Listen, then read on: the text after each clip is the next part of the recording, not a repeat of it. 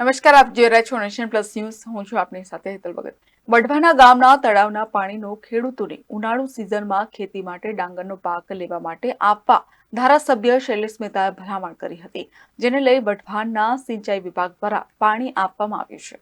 ડભોઈ તાલુકાના વઢવાના ગામે ગાયકવાડી શાસન દરમિયાન ઐતિહાસિક તળાવ બનાવવામાં આવ્યું હતું.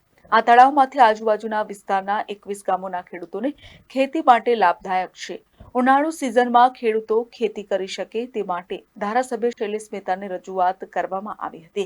ધારાસભ્ય શૈલેષ મહેતાની રજૂઆતના પગલે તાત્કાલિકના ધોરણે વઢવાણા સિંચાઈ તળાવ વિભાગના અધિકારીઓને ખેતી માટે જરૂર પ્રમાણે પાણી આપવા જણાવ્યું હતું, જેને પગલે 21 ગામોના ખેડૂતોને સમયસર પાણી મળતા 3000 એકરમાં ડાંગરની ખેતી ખેડૂતોએ ચોમાસા પછીના બીજી વખત પણ કરી હતી. ચાલુ વર્ષે આપણા લોકલાડીલા ધારાસભ્ય શૈલેષભાઈ મહેતાની એમની ખાસ ભલામણ ને એમની રજૂઆતોથી વઢવાણા ઇરિગેશનમાં ઉનાળુ ડાંગર માટેનું પાણી આપવામાં આવે છે. એના લીધે ઉનાળુ ડાંગરનું વાવેતર આ વિસ્તારમાં સરસ એવું થયું છે.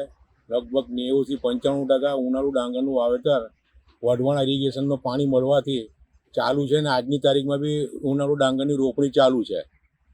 કેટલા વિસ્તારમાં થતું હશે? એ લગભગ વઢવાણા ઇરિગેશનના 21 થી 22 ગામોમાં ડાંગરનું વાવેતર આ વર્ષે થયેલું છે. ઉનાળુ ડાંગરનું વાવેતર. Bilal Bhurawala, Nation Plus News, Dabhoi.